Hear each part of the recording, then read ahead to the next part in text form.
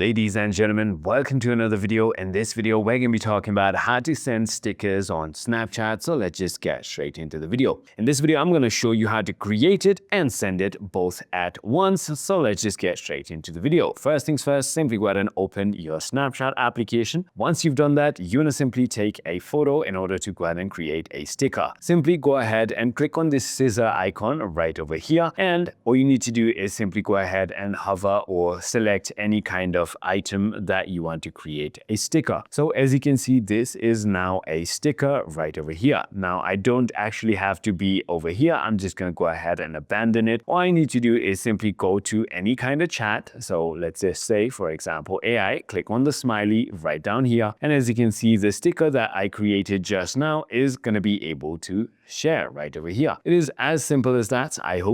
I hope this video clarifies everything for you. If you have further more queries, feel free to comment down below and I'll see you on the next one.